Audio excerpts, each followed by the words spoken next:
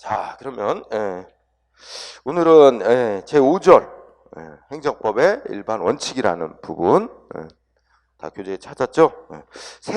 올해 새 교재로는 32쪽입니다. 자, 제5절 행정법의 일반 원칙은 거기 밑에 세 줄을 읽어보면 우리가 지난 시간에 공부했던 법치행정 원칙, 법치행정 원칙에서 우리 공무원들이 행정을 할 때 따라야 될 법의 종류 공부했었는데 크게 성문법과 불문법으로 나눠졌어. 성문법에는 또 효력 순위가 다른 헌법, 법률, 명령. 명령은 이제 국가기관이 만든 국가행정기관이 만든 법으로 대통령령, 총리령, 부령 이런 게 있고 또 국제조약도 있고 지방자치단체 단위에서 만든 조례 규칙도 있고 이런 건 성문법들 지켜야 되고 또 성문법이 완비될 수 없으니까 소위 불문의 법이라고 해서 이것도 보충적으로 법으로 인정되니까 이것도 지켜야 된다. 그래서 불문의 법으로 관습법, 행정에 관한 관습법, 행정에 관한 판례법, 그 다음 뭐야? 조리 이렇게 있다고까지 지난 시간에 공부했어요. 그럼 오늘 그 일반 법원칙은 따로 떼서 얘기하는 거야. 왜 그러냐? 이게 워낙 내용이 많으니까 그래서 이제 앞에서 종류까지만 얘기하고 그 조리라고 불려지는 게 오늘날은 좀 다른 말로 표현을 바꿔서 일반 원칙, 일반 법원칙이라는 이름으로 불려지는데 종류가 이렇게 한 7가지 정도, 6가지인가? 6가지 정도 얘기됩니다. 그래서 거기 문장으로 된 세 줄 읽어보면 원래 이 계통상으로 보면 본래는 학설과 판례에 의해서 이제 발전시킨 원칙이라 불문법에 속하는 건데 최근에는 강조하고 중시하느라고 성문의 법에까지 규정까지 해놓는 경우도 있어. 근데 이 성문의 법에 규정 안 돼 있으면 안 돼 있다 그래서 이게 법으로서 효력 인정 안 되는 건 아니야. 성문법에 규정 없어도 이 자체가 법으로서 효력을 인정받는 법원칙이다. 그래서 이제 목차를 쭉 보면 6가지 이런 원칙이 있어요. 그래서 여러분들이 행정 공무원이 되면 성문법 지켜야지 불문법으로서의 이런 법원칙도 지키면서 해야 된다 하는 얘기입니다. 자, 이 원칙들 중에는 이제 거기 문장 세 줄이 있는데 헌법에 직접 명시돼 있기까지 하는 원칙도 있고 비례원칙 같은 게 그렇고 평등원칙도 그렇고 헌법에 직접 명시된 건 아니지만 헌법의 여러 규정으로부터 도출되는 헌법 원리로부터 도출되는 것도 있다. 뭐 이렇게 해서 그런 거는 헌법의 효력까지 인정되는 원칙도 있다. 이렇게 말할 수 있다는 게 거기 써 있어요. 자, 그러면 여러 원칙 중에 첫 번째 비례원칙. 비례원칙 과잉금지 원칙이라고도 하는데 국민에게 필요 이상으로 아무리 그러니까 이제 논리적으로 이래요. 국가 행정기관이 국민한테 뭔 조치를 하려면 그 조치라는 목적이 정당해야 돼. 근데 정당한 목적을 위해서 해야 되는데 목적이 정당하다고 일단 전제를 깔자. 어떤 정당한 목적이 있다고 하더라도 그 목적 달성을 위해서 사용하는 수단은 뭐야? 필요 최소한도로 적정한 수단을 써야지. 과잉 수단을 쓰면 안 된다. 이런 얘기. 응? 그래서 자 의미는 밑줄 치고 외울 건 아니고 비례 원칙 또는 같은 말로 쓰는 게 과잉금지 원칙인데 의미 읽어봅시다. 행정기관이 국민한테 행정작용을 함에 있어서는 그 행정작용을 하고자 하는 그 정당한 목적 있고 그 목적을 달성하기 위해서 사용하는 수단 사이에는 사회의 통념을 기준으로 볼 때 합리적이라고 인정될 수 있는 비례관계가 있어야 된다. 이런 의미. 그래서 우리가 그냥 상식적으로 생각해보자. 예를 들어서 공무원이 있는데 아침에 10분 지각했어. 한 번. 그렇다고 바로 파면? 그건 상식적으로 좀 너무 심했잖아. 바로 파면은. 그렇죠? 그럼 파면 조치가 위법이라고 말할 수 있어. 그 파면당한 공무원은 자기 파면한 조치 위법이야. 그 주장의 근거는 이게 행정을 할 때는 지켜야 되는 법원칙으로서 비례원칙이 있는데 이건 너무 위반 정도에 비해서 과잉된 조치한 거 아니냐. 그죠? 야, 우리 법을 만들 때도 생각해봐. 야, 주차 금지구역에 주차해놨다고? 사형. 이거 너무 심하지 않아? 그죠? 그런 게 비례원칙이 안 맞는 거지. 너무 심하잖아. 응? 그죠? 자, 근거에서 제일 중요한 건 헌법 31조 2항. 우리나라 헌법에까지 명시되어 있다. 그래서 한번 쭉 읽어보세요. 그 분석해보면 우리 헌법 37조 2항 그 전까지는 헌법 제10조부터 헌법 제10조부터 헌법 10조가 뭐 우리 이제 모든 뭐 우리 인간은 뭐 존엄권이 있고 막 이렇게 써 있어요. 그래서 뭐 국민의 기본적인 권리 쭉 써놔. 그래놓고 30조 2항 가면 위 앞에서 말하는 모든 국민의 자유와 권리는 다 제한할 수 있대. 어떤 목적을 위해서? 국가안전보장 질서유지 공공복리를 위해서 필요하면. 제한하는 수단은 국회가 만드는 국민의 대표인 국회가 만드는 법률로 제한할 수 있대. 응? 그 법률에 의하지 않으면 제한 못하는 거야. 국민의 자유 권리. 수단은 법률로. 그런데 여기 문장 보면 국민의 자유 권리 제한할 수 있는 정당한 목적 써 있지. 수단은 국회가 만드는 법률로 수단도 써 있지. 그런데 법률로 제한을 해도 정도껏 해야 된대. 따라서 거기 두 번째 끝에 보면 법률로 제한하는 경우에도 자유와 권리에 국민의 자유 권리의 본질적인 내용까지 침해할 정도가 돼서는 안 된다는 뜻이죠. 그죠? 이게 바로 비례 원칙을 나타내는 표현입니다.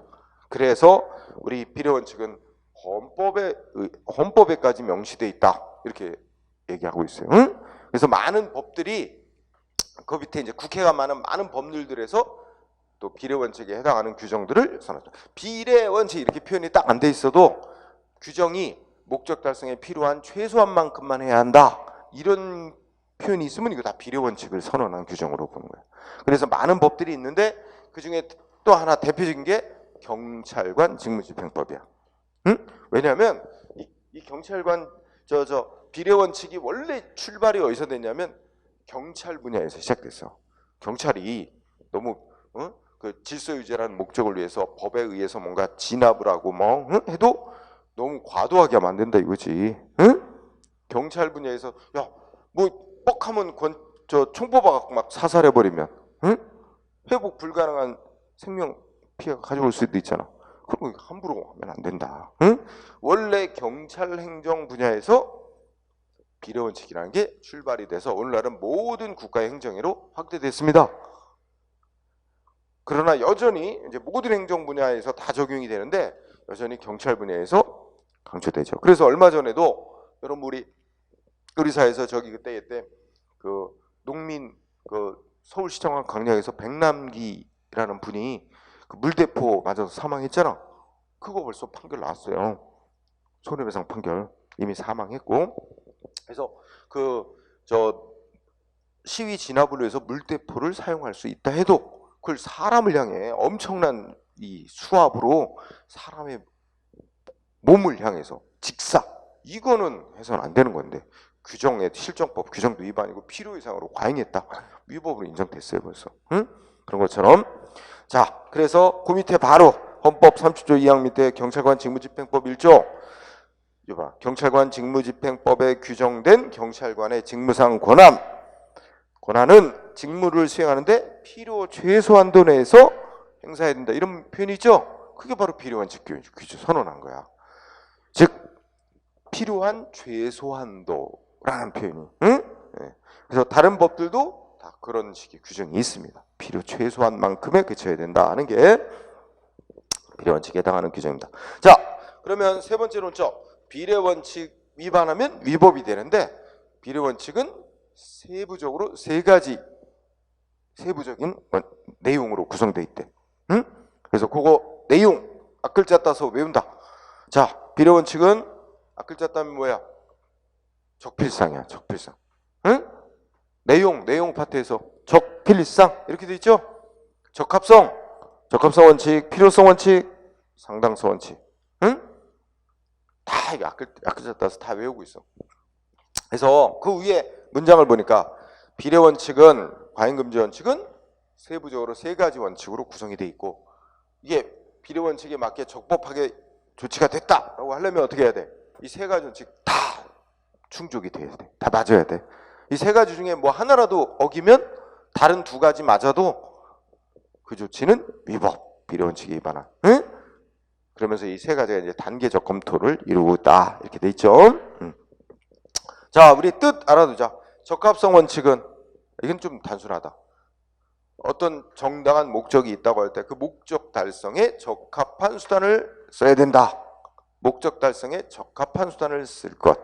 그럼 반대로 얘기하면 목적 달성에 적합하지 않은 수단을 사용하면 세부적으로는 적합성 원칙 위반, 나아가 비례 원칙 위반으로 위법한 조치가 된다는 뜻. 두 번째, 필요성 원칙은 필요성 원칙이 처음 배울 때는 뭐 필요하면 써야 된다 이렇게 오해할 수도 있는데 그런 뜻이 아니고 필요성 원칙은 필요 최소한 만큼만 써야 된다는 거야. 그래서 괄호치고 최소 침해 원칙, 그지? 그래서 뜻을 잘 보면 목적 달성에 적합한 수단이 있다 해도 그 중에서 상대방한테 필요 최소한도로 적게 피해를 주는 수단을 고르고 그런 방법을 택해야 한다. 응? 필요성 원칙 뜻을 잘 알아둬야 돼요. 자, 읽어보면 목적 달성에 적합한 여러 수단이 있다 하더라도 그 여러 수단 중에서 상대방의 자유 권리를 가장 최소한으로 침해하는 수단이나 방법을 써야 한다. 예를 들어서 여기 예 두 가지나 예 들어놨어. 하나는 어떤 예 들어놨어요? 자, 어떤 뭐가 있대? 위험한 건물이 있대. 그러면 목적이 뭐냐? 위험 방지야. 그럼 위험 방지라는 목적을 위해서 행정기관이 쓸 수 있는 수단이 적합한 수단이 두 가지 있대. 뭐? 응? 거기 제시해 놓은 거 보면 뭐? 건물 보수해라. 건물 주인에게 건물 보수하라고 의무 부과 명령 내리는 거. 또 하나는 아예 철거해라. 보수 명령하고 철거 명령하고 다 뭐가 가능하대? 목적 달성이 가능한 거야. 위험 방지라는 목적 달성은 가능해. 그러면 둘 중에 아무거나 써도 첫 번째에서 말하는 뭐에는 맞는 거야. 적합성 원칙에는 맞는 거야. 둘 다 목적 달성할 수 있으니까. 하지만 두 번째 단계 필요성에 문제가 생긴단 말이야. 응? 즉 두 가지 다 목적 달성 가능하지만 그 중에 어떻게 해야 돼? 상대방한테 가장 피해를 적게 주면서도 목적 달성할 수 있는 수단을 써야만 적법이다. 그럼 우리가 객관적 상식적으로 보자. 어떤 게 상대방한테 둘 중에서 어떤 게 피해를 적게 주는 수단입니까? 보수 명령이겠죠? 철거 명령이 아니라. 그럼 보수 명령을 내려야 적법으로 보는 거야. 보수 명령 갖고 충분한데 왜 철거 명령 내리단 말이야. 그럼 철거 명령은 세부적으로는 뭐야? 필요성 원칙 위반으로 결과적으로는 비례 원칙 위반으로 위법 이렇게 된다는 논리예요. 응? 또 하나 얘는 뭐 드러났어? 어떤 사람이 영업 허가를 신청했어. 허가 요건이 다 구비됐어. 그럼 허가를 내주는 게 맞는데 뭐야?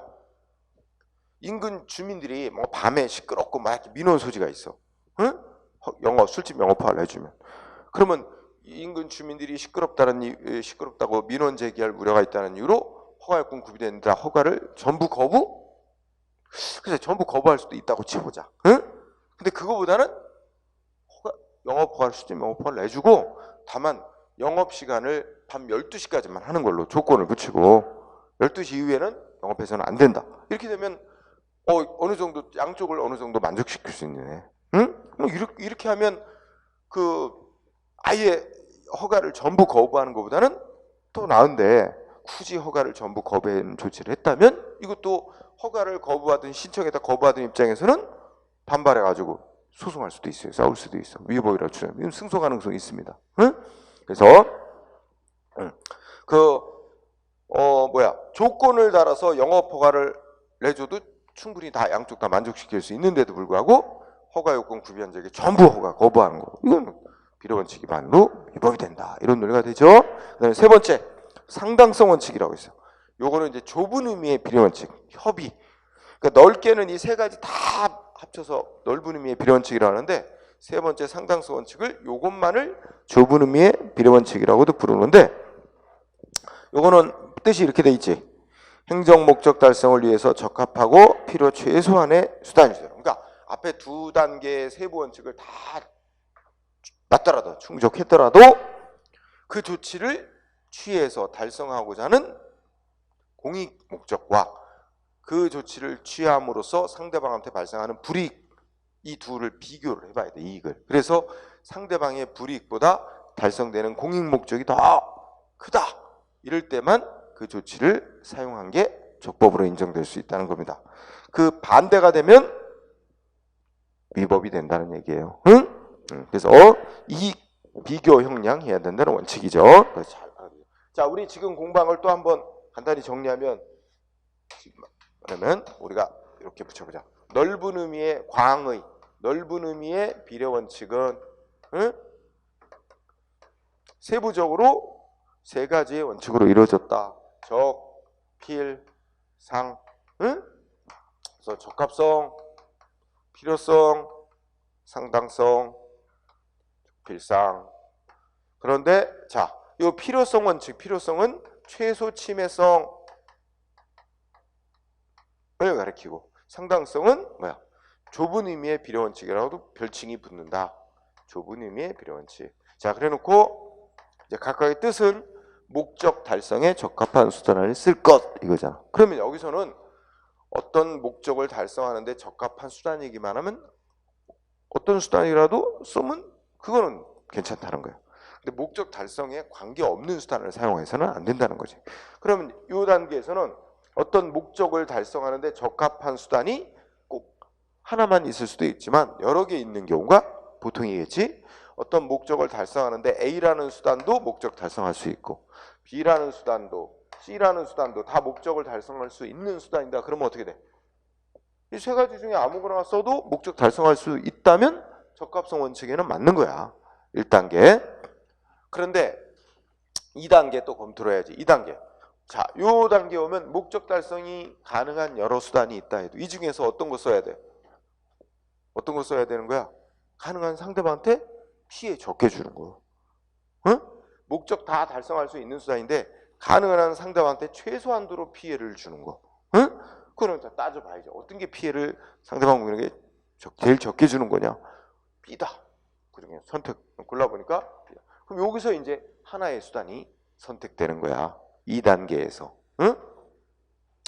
그 다음에 이 수단을 실제 사용할 경우를 예상을 해보는 거야. 그래서 3단계 상당성이라 해서 이 수단을 실제 사용할 경우 예상, 사용 경우 어떻게 될 것인가를 예상을 해야 돼. 이거 실제 사용할 경우 효과가 뭐가 되냐? 행정 목적 달성될 거야. 목적 달성 가능할 거야.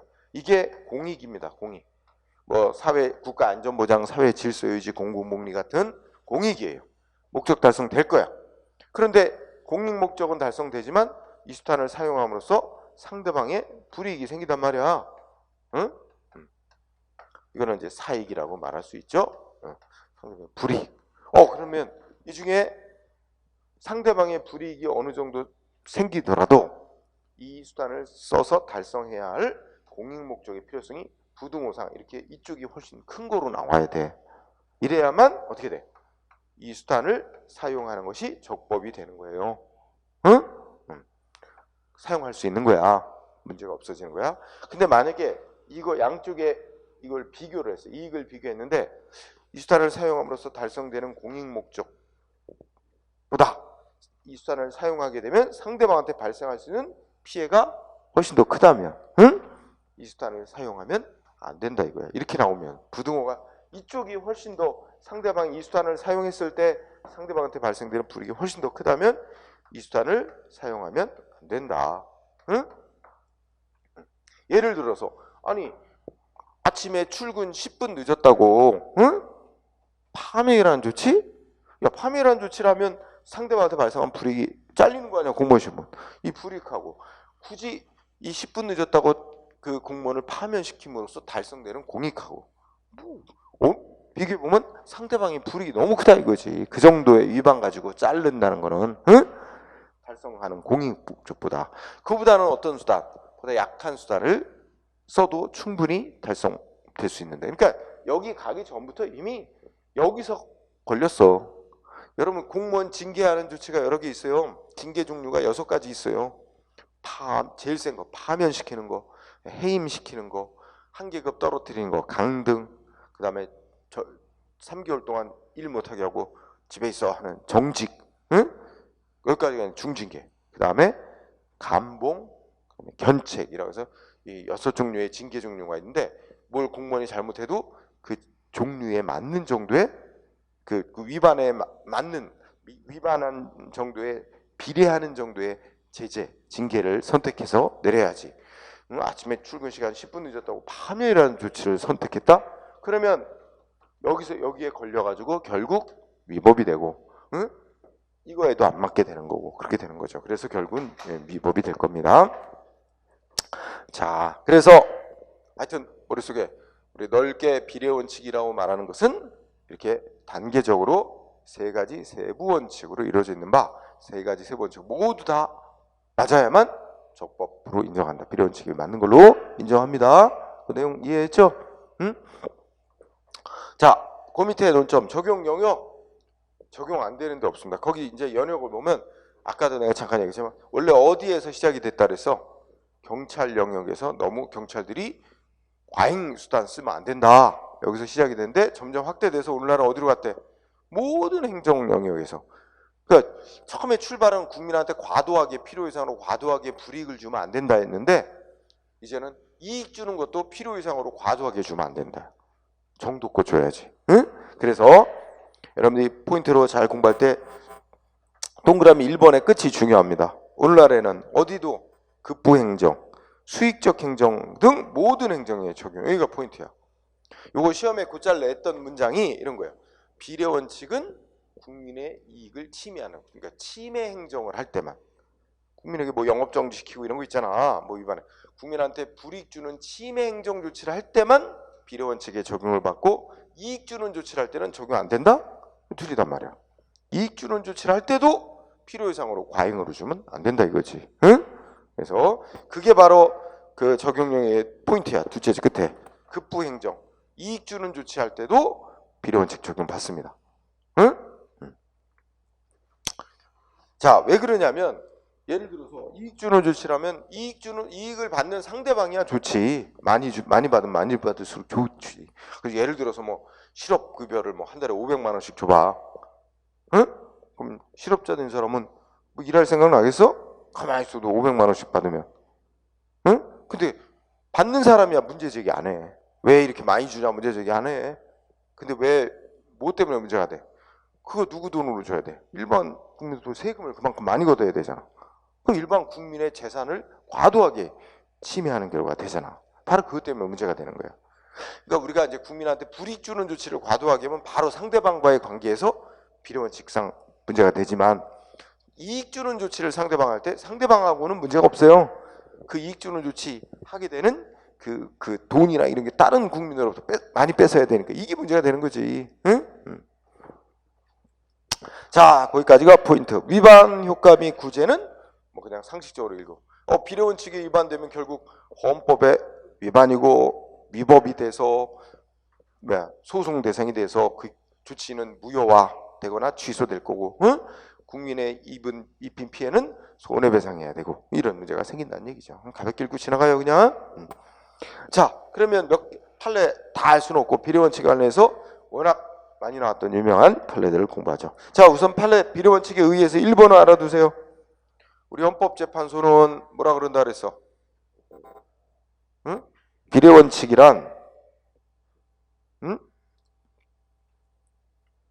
헌법에서 선언한 원칙으로서 뭐야?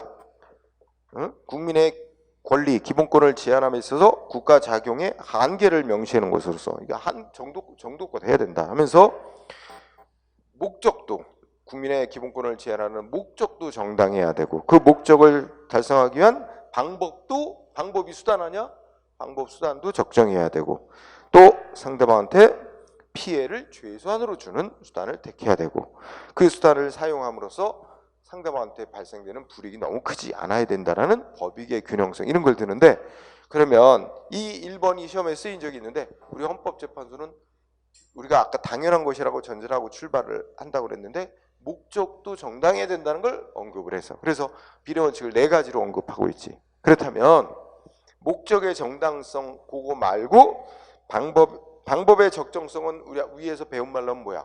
적합성을 가리키는 거고 그 다음에 피해의 최소성은 이거 필요성을 말하는 거고 그 다음에 법익의 균형성은 이 상당성을 지칭하는 거다. 그러니까 헌재는 목적도 정당해야 된다. 원래 목적도 정당해야 된다는 그거 하나가 추가됐다는 거 1번 알아두고요. 그 다음에 꼭 알아둬야 될 판례.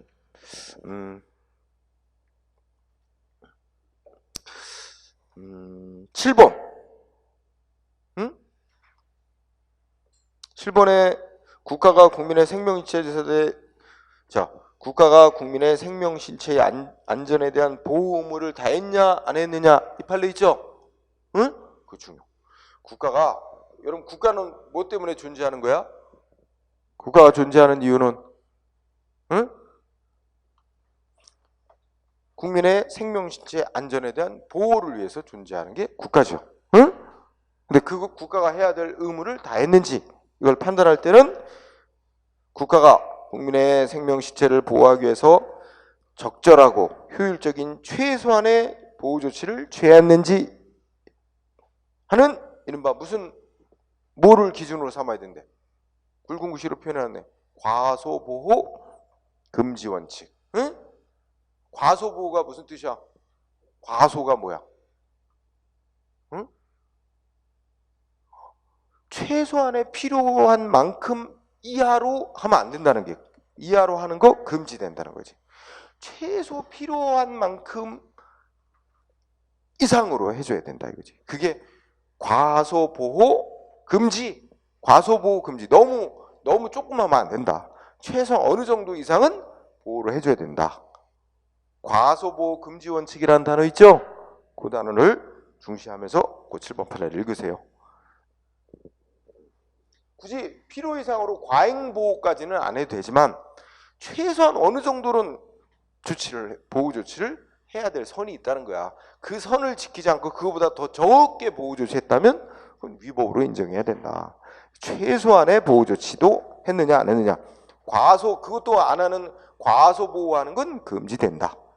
그거 알아두기 바란다. 자, 그러면 그 밑에 비례 원칙 위반으로 인정된 사례에서 특히 시험에 나왔던 거 2번 판례. 비례 원칙 위반으로 인정된 사례 2번 판례 보면 밑줄 친 거 읽어보자. 뭐라고 돼 있어? 경찰관이 난동을 부리던 범인을 검거하면서 가스총 근접 발사 이 사건 나오죠? 응? 자, 이게 바로 그러니까 여기도 보면 경찰관이 직무를 수행함에 있어서 자 난동을 부리는 자가 있대. 이게 실제 사안을 보면 신고가 들어왔어. 어떤 사람이 이제 동거녀가 신고를 한 거야 112에. 자기 지금 그 남자가 지금 막 집안에서 술 먹고 난동을 부리고 있다는 거야. 잘 막 때리고. 그래갖고 신고가 들어왔어. 그래서 경찰이 출동했어. 그랬더니 야 약간 반지하다. 반지하. 응? 반지하방에 사는데 이게 구조가 웃겨요. 반지하인데 또 반지하방인데 이 평평한 방이 아니고 또 이게 반지하방에 이렇게 또 턱이 이렇게 있고 여기 뭐 거실 여기는 또 뭐 안방 이런 식으로 돼 있는 거야. 반지하방에. 응? 이렇게 되지. 이게 내부. 밖에서 보면 여기 창문이 있고 막 이렇게 되는 거지. 근데 이제 경찰이 출동하니까 얘가 그냥 문 닫아 걸고 뭐 안에서 문 잠그고 그다음에 여자는 밖에 도망 나서. 그리고 여자가 또 뭐라 그러냐면 지금 이 난동 부리는 남자가 마약도 한 것 같대. 막 눈이 충혈돼가지고 막 킹설경술하고 이상한 행동을 한대. 응? 그러니까 이게 좀 심각한 상황이다. 근데 얘가 이 난동 부리는 남자는 막 안에서 막 경찰 들어오면 뭐 한다냐면 저 가스 있지. 응? 가스 그거 칼 들고 가스 호스 끊고 터뜨려 버린대. 막 이러면서 위협하고 있는 이런 경찰하고 대치하고 있는 상황. 경찰도 함부로 진입을 못하고 에워싸고 왔다 갔다 하는 거야. 근데 얘하고 이제 대치하다 이 안에 난동부리는 이쪽으로 갔다가 막 이쪽으로 왔다가 막 욕하고 막 경찰단한테 막 이러는 상황이야. 근데 경찰 가만히 보니까 이쪽에 있던 애가 이쪽으로 내려와서 창가로 이쪽 방향으로 이동하는 게 보여. 그래서 경찰이 옆에 있다가 창문으로 창문 틈으로 가스총을 싹 쐈지. 얘가 이쪽으로 이동해 오니까 이 방향 좀 맞겠다 하고 딱 쐈는데 결과적으로 어떻게 된 거야? 여기 나온 사건처럼 얼굴을 향해 바로 쏘게 된 거야. 그래갖고 이 난동 부리는 애 눈에 맞아서 실명을 하게 됐대요. 응? 그래서 거기 보니까 경찰관이 난동을 부리던 범인을 검거해서 가스총을 얼굴에 가까이 쏴가지고 가스와 함께 발사된 가스총을 맞고 있던 그 고무마개가 순간적으로 확 튀어나가고 가스가 분출되는 건데 그 엄청난 압력으로 맞고 있던 그 고무마개가 너무 가까이 쏘니까 범인의 눈에 맞아서 이제 실명을 하게 됐다. 이런 얘기죠. 응? 이렇게 된 경우 결론은 뭐야? 경찰관의 이 가스총 사용 행위가 위법이었다는 거예요. 응? 그래서 뭐야? 그 위법한 직무수행에 따라 발생한 이 실명피해에 대해서 국가가 배상할 책임이 있대요. 응? 경찰관은 여기는 그 앞부분 보면 가스청 같은 거는 국민의 생명신체에 심각한 위협을 문제를 초래할 수 있는 그런 장비다 이거지. 이런 거 사용할 때는 엄격한 요건 절차 이런 거 잘 지키고 필요 최소한도의 범위에서 사용해야 될 의무가 있는데 그런 의무를 제대로 지키지 않았다는 거야. 그럼 경찰들도 일하기 힘들어요. 응? 그죠? 우리 일상생활에서 TV 같은 데 나오지. 경찰들 저기 뭐야 이 지구대 그 유흥가 근처에 있는 지구대는 밤만 되면 난리 나지. 술 취한 사람들은 난리 나는 거야. 술 취하고 정신없이 와가지고 뭐해? 응? 먹어서 술 먹고 경찰도 패고 막 그래. 지구대로 와가지고 응? 다시 지키잖아. 팬다고 해서 경찰도 패면 큰일 난단 말이야. 그죠? 경찰도 맞고도 가만히 있어야 돼. 아 힘들어 경찰 공무원들도. 응? 응. 자 그래서 2번 판례 꼭 알아두고 3번도 알아두세요. 3번 변호사법이 정하고 있는 개업지 앞에다가 뭐 단어 붙이면 변호사의 개업지를 제한하도록 한 법 규정. 이것도 시험에 나온 적이 있으니까 꼭 알아두세요. 응? 그러니까 이게 뭐냐면 이게 이제 판사, 검사 높은 자리에서 근무하던 판사나 검사가 사표 내고 나 변호사 할래. 그리고 사표 내고 나온단 말이야. 그런데 사무실을 어디다 내? 변호사 사무실을. 자기가 엊그제까지 근무했던 법원이나 검찰청 바로 앞에다가 변호사 사무실을 낸단 말이야. 변호사 개업을 한다고. 자, 이렇게 되면 어떻게 될까? 그 사람이 맞는 사건에 아무래도 뭔가 유리한 결정 같은 게 내려지는 경향이 있어요. 이게 명시적으로 드러나는 건 아닌데 왜냐하면 지금 그 법원이나 검찰청에 남아서 근무하는 사람들은 하고 바로 엊그제까지 같이 근무했던 사람이 나가서 지금 사무실을 바로 앞에 차린 거 아니야. 그 사람이 맡은 사건은 알게 모르게 불리하게 하기는 그렇잖아. 뭔가 좀 유리하게 해야죠. 그럼 그 사람은 짧은 순간에 그 사람이 맞는 사건은 거의 불리한 결정이 안 나오니까 돈을 많이 벌여 그 사람한테만 사건이 몰려요. 이래서 우리나라의 이제 법조계에 이 부조리한 안 좋은 관행을 일컫는 말이 이른바 전관예우 관행이라는 게 있어요. 그래서 전직 판검사 같이 높은 판검사도 높은 직을 지냈다 퇴직한 사람한테는 뭔가가 유리한 결정이 내려지는. 그럼 그 사람한테 사건을 맡기려면 또 그 사람 돈 많이 줘야 되고 그런 그 부조리한 관행이 있어요. 이게 이제 수십 년간 지속되어 오다가 옛날에 막 이런 유행어가 나오는 또 사건이 있었지. 무전유죄, 유전무죄. 응? 그래서 이제 어릴 때부터 좀 불우한 환경에서 커온 젊은이들이 있었는데 어릴 때 막 뭐 좀도둑질도 하고 몇 번 하다가 소년원 갔다 오고 그 뒤에 또 뭐 몇 번 하면 전과가 이렇게 막 쌓이니까 이제 막 형량이 어마어마해. 그래서 막 징역 막 20 몇 년 이렇게 선고받고 이렇게 했는데 하여튼 재판받고 돌아오는 길에 탈주. 그래가지고 인질극 벌이고 막 이러다가 비극으로 끝난 사건이 있어요. 영화로 뭐 홀리데이 인 서울 뭐 이렇게 해서 나온 적이 있는데 그때 그 주범이 이제 경찰과 대치하는 상황에서 막 자살하기 직전인가 내세운 막 기자 앞에서 막 열변을 토했는데 그 이제 막 무전유죄, 유전무죄 이런 언급을 했어요. 그래서 그런 영향을 받아 그런 부조리한 법조계 관행을 깨트리고자 국회에서 변호사법을 개정해서 판검사로 근무하던 사람이 사표 내고 나서 변호사 사무실을 처음에 차릴 때는 어떻게 해야 돼? 자기가 얼마 전까지 한 2년 전까지 근무했던 검찰청 법원 앞에서는 사무실을 못 내게 하는 거예요. 응? 그게 이제 개업지 제한하도록 한 규정인데 이 규정에 대해서 어떤 검사가 신청을 한 거야. 아니 왜 검사의 직업의 자유를 이렇게 제한하냐? 이거는 다른 뭐 세무사 뭐 이런 사람들은 세무 공무원으로 근무하다가 퇴직을 해도 그런 거 제한 안 두고 하면서 왜 검사 판사만 이러냐? 이거 평등원칙의 위반이다. 그리고 막 하여튼 위헌 신청을 했어요. 그랬더니 판사가 어떻게 했어? 여기 헌법재판소가 결정했죠. 자, 3번 문장 읽어보세요. 직업 선택의 자유를 제한하는 방법에 있어서 그 선택된 수단, 즉 방법이 목적에 두 가지. 여기에 안 맞다는 거야.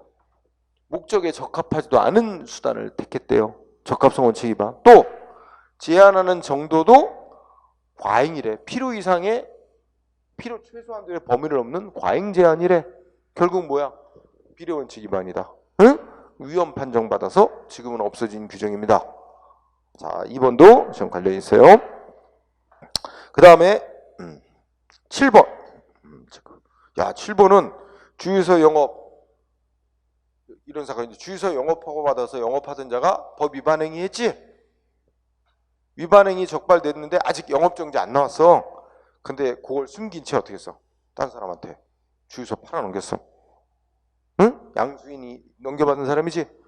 근데 양수인은 아무것도 몰랐는데 이 주유소에서 전에 위반 행위 있었다. 그래가지고 영업정지 6개월이 나온 거야. 그죠? 근데 이거 인수한 사람 전 업자의 전 사장의 위반 행위로 인한 책임도 다 떠안게 되는 거예요. 억울한 측면이 있긴 하지만, 그래서 7번 6개월 영지 과잉이다고 판결 났죠. 어떤 점을 참작한 거야? 이 양수인 이 넘겨받은 자가 위반한 사실을 아니고 그것도 모르고 인수했고 이런 거 따지면 6개월 영업정지는 너무 심하다. 응? 라는 취지의 판결. 9번 또 체크. 9번. 야, 9번도 보면 청소년 유해 매체물로 결정 고시된 만화라는 걸 모르고, 이게 청소년에게 대여해주면, 청소년에게 빌려주면 안 되는 걸로 지정된 만화 제목도 섹시보이야. 섹시보이라는 만화 제목인데, 청소년에게 판매 대여 불가 지정받은 만화책을 모르고 빌려줬다가 적발. 얼마 받았어? 700만 원 부과받았어. 700만 원 내라고. 근데 만화책 하나 빌려주고 700만 원? 너무 과했다. 700만 원은. 그러면서 여러 가지 참작해줬죠. 지금 이거 청소년에게 대여하면 안 되는 만화라고 결정 내려진 지 8일 정도밖에 안 지나서 아직 충분히 전국적으로 아직 알려졌다고 보기 어렵다. 시간상으로, 기간상으로. 그죠? 그리고 그래서 이 업자가 그걸 몰랐다는 거 인정해 줄 수 있다. 모르는 사실이 인정되고, 그런 점을 볼 때 청소년 판매 대여 불가로 지정된 지 8일밖에 안 지난 데다 그래서 업자가 모르고 빌려줬다고 인정해 줄 수 있는 상황도 되고, 또 실제 모르고 빌려줬다는 점이 인정이 되는 점, 이런 점을 비춰보면 청소년 대여 금지만 하나 빌렸다고 700만 원까지 부과한 건 위법, 과잉이다. 응? 라는 취지의 판결. 자, 그 다음에 뒤로 간다. 뒤로 가보면 이번에는 또 너무 많이 할 수는 없으니까.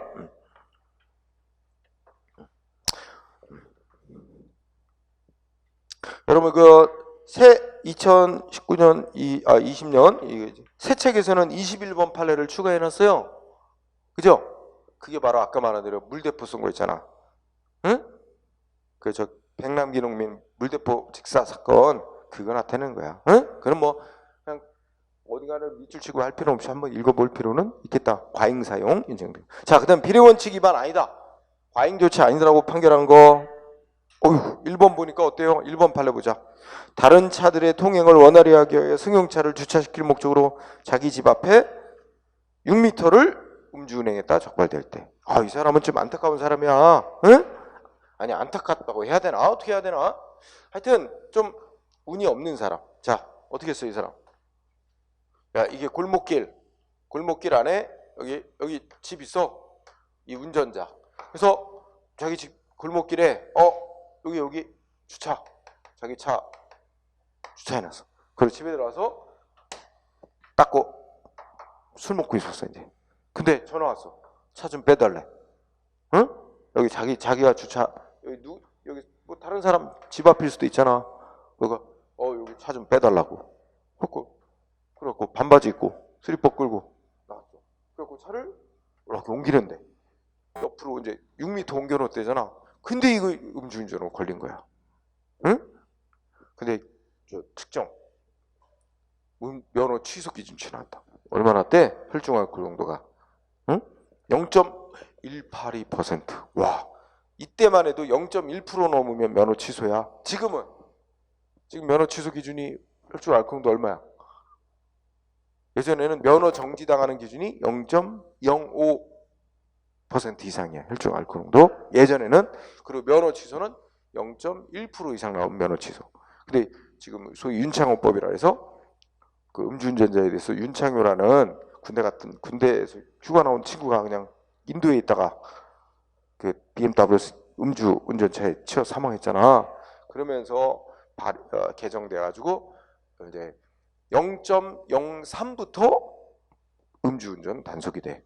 그래서 0.03%에서 0.08% 사이 나오면 면허 정지. 0.08% 이상 나오면 면허 취소. 수치가 낮아졌지 지금 단속 기준치. 지금 지난 6월 25일부터 바뀐 기준이 시행되고 있습니다. 자, 어쨌든 이 사람 면허 취소 기준치에 음주 수치가 나왔어요. 그래서 경찰이 어떻게 했어? 면허 취소를 시켰죠. 여기에 깔려 있는 걸로 보면 여러분 도로교통법에 이렇게 돼 있어요. 도로교통법 조항이 음주운전을 한 자에 대해서는 1년 이하의 면허 정지를 시키거나 또는 면허 취소할 수 있다.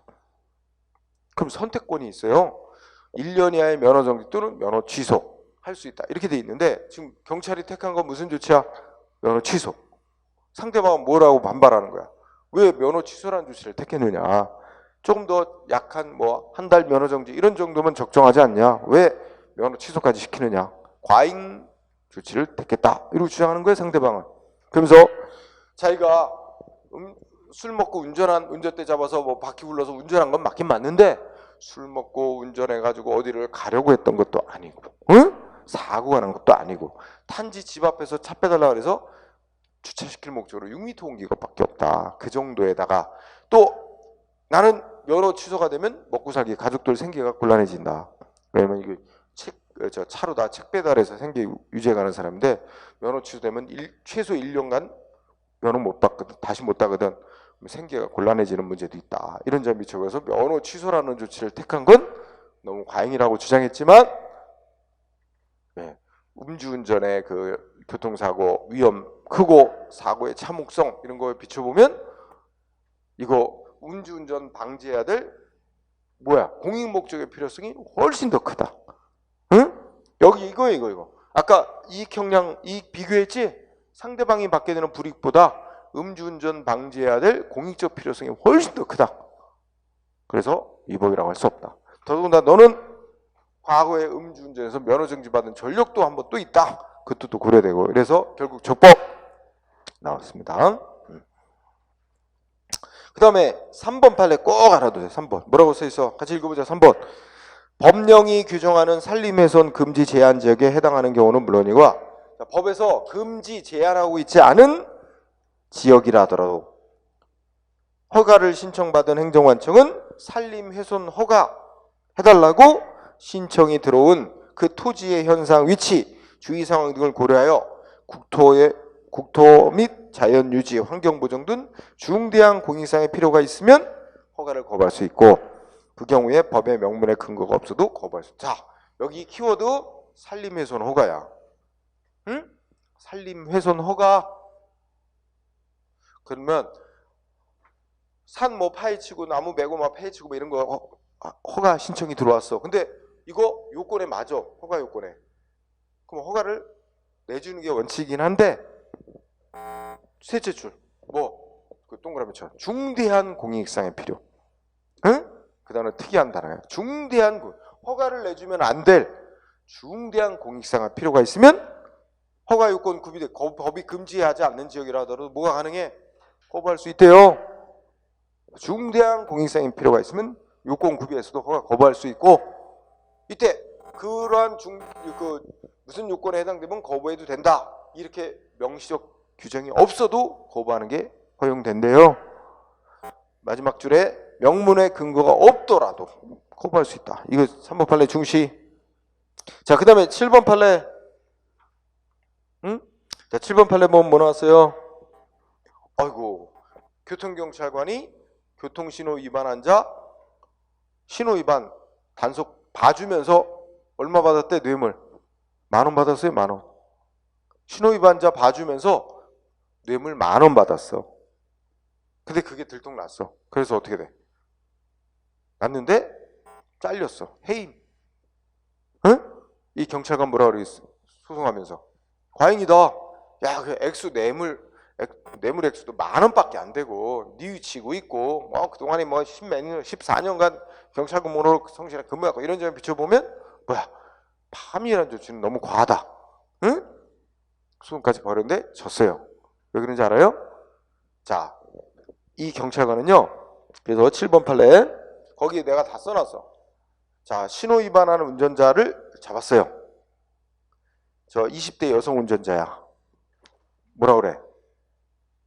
아, 오늘만 여자만 3번째가 걸리네. 뭐 이러면서 이제 다가가서 면허증 주셔. 원래 단속경찰 면허증 제시 요구합니다. 면허증 주셔. 당신 신호 위반하셨습니다. 응? 그랬더니 그 여자 운전자가 뭐라 그랬어? 면허증 내주면서 이게 지금 좀 출근 시간인데 약 늦어가지고 지금 응? 그렇게 됐어요. 한 번만 봐주세요. 막 이랬다고. 보통 그러잖아. 그러니까 이 단속경찰관이 아유, 그냥은 안 되지요. 이래. 실제 표현이 그냥은 안 되지요. 응? 그러면 저 커피 값이라도 하게 10,000원짜리 한 장만 주쇼. 이렇게 노골적으로 요구를 했어요. 응? 그래갖고 이 운전자가 10,000원짜리를 딱 줬어요. 줬더니 또 뭐라 그러는지 알아? 이 경찰관이 아이고, 돈을 그렇게 주시는 거 아닙니다. 응? 이거 그 신분증 크기로 10,000원짜리를 이렇게 딱 뭐 2번 접어서 신분증 밑에 이렇게 접어서 이렇게 주는 겁니다. 돈 주는 방법도 가르쳐줬어. 응? 근데 이 운전자 여성 옆에 동승했던 사람이 있어. 그 동승자가 이 경찰관의 이름하고 이 경찰관 단속 경찰관 오토바이 타고 단속했대. 이름하고 타고 온 오토바이 번호를 휴대폰에 입력하는 거야. 그걸 본 경찰관이 뭐 신고하려고 그래? 신고하죠. 나는 뭐 그냥 가볍게 처리될 있고 당신들은 신호 위반했으니까 그에 따른 제재를 받고 또 뇌물 주려고 했으니까 또 그거에 대해 처벌받게 되고 당신들 괴로울 거다. 응? 하려면 하쇼. 점심 잘 먹겠소. 그러고 갔어요. 근데 이 운전자들이 전화로 신고를 해버렸어요. 지방경찰청에다가 저는 이 경찰이 이러다 신고를 했어요. 그래갖고 자체 조사가 이루어지지. 감찰 자체 조사를 하는데 처음에 이 단속경찰관은 그런 적 없다고 거짓말 자꾸 부정하다가 결국은 나중에 가서 다 시인했어요. 자체 조사가 나중에 시인. 그래가지고 결국 이제 징계위원회가 열렸는데 해임이 내려졌어. 그랬더니 억울하다, 해임은 너무하다, 이러면서 하여튼 소청 심사라고 해서 자체 이제 거치고 거기서도 구제가 안 되니까 소송까지 가서 결국은 대법원까지 갔는데 이 재판도 엎치락뒤치락 했어요. 우리 3심제로 재판하는데 1심 재판은 이건 과하지 않다. 응? 근데 또 그러니까 경찰이 판결에 승복 못한다. 고등법원에 다시 청구. 고등법원에서는 이건 좀 과하다고 봐야 된다. 이래갖고 경찰관이 이겼어요. 해임한 건 너무 과하다. 응? 그랬더니 다시 지방경찰청장이 불복해서 대법원까지 가게 된 거야. 자, 최종적으로 대법원 판결은 뭐라 그랬어? 3가지 이유를 들었습니다. 첫째, 올해 먼저 돈을 적극적으로 요구하는 거. 응? 먼저 돈 달라고 요구했는 점. 2번째, 돈을 어떻게 주면 되는지 돈 접어갖고 이렇게 신분증 밑에 넣어서 주라고. 이 돈 주는 구체적 방법까지 가르쳐주고, 그 다음에 그 신고하려면 해라. 신고해봐야 당신들도 나는 가볍게 처리될 뿐인데 당신들도 처벌되고 힘들어질 거다. 협박성 발언까지 한 점. 이런 3가지 점 비춰보면 이건 도저히 법 집행을 담당하는 경찰 공무원으로서 신분을 유지시킬 수 없을 정도로 죄질이 나쁘대. 그래서 자르는 게 타당하다. 이래가지고 적법으로 판결 난 사례. 자, 7번 그거 알아두고요. 응? 그 다음에 10번 녹용 수입 사건. 야, 왜 녹용을 수입하는 업자가 있는데 외국으로부터 어떻게 녹용을 컨테이너 하나가득 수입해 왔다고 치자. 근데 이제 항구에 배 대놓고, 그죠?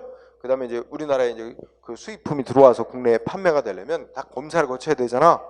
그래서 이제 검사를 하는데 검사한다고 보니까 요새 우리 일본하고 무역 분쟁이 있으면서 일본에서 들어오는 폐타이어 이런 거 그런 거 다 검사를 방사능 이런 거 검사를 더 강화한다 그러지? 우리도 일본에 대한 대응 조치로. 그런 것처럼 하여튼 항구에서 이제 검사를 하는데 컨테이너 들어가서 그 수입한 녹용 뿔 중에 표본을 견본을 3개, 응? 무작위로 추출. 그래서 끝부분 잘라가지고 검사. 했더니 거기에 이제 유해 성분이 조금 나온 거야. 기준치를 조금 오버해서 나온 거야. 그래서 무슨 조치 내렸어? 이 유해 성분이 나왔기 때문에 전부 폐기시키든가 아니면 수출한 곳으로 다시 전량 되돌려보내라. 이러고 조치를 했더니 이 수입업자는 그러면 어마어마한 피해를 보잖아. 수입업자 입장에서는 아니 수입한 녹용 전부를 다 검사한 것도 아니고, 응? 전체 중에 겨우 뿔 3개 선별해서 조사한 것뿐이고 거기다가 그 성분 초과 성분도 아주 미량 조금 초과하는 걸로 나왔는데 이걸 이유로 전부 반송시키거나 전부 폐기하라고 하는 건 너무 과잉 조치 아니냐 이러고 반발에 싸웠는데 졌어. 뭐가 더 중요하대? 상대방 업자의 불이익보다 국민 건강이라는 공익보호가 훨씬 더 중요하다. 이렇게 판결한 거예요.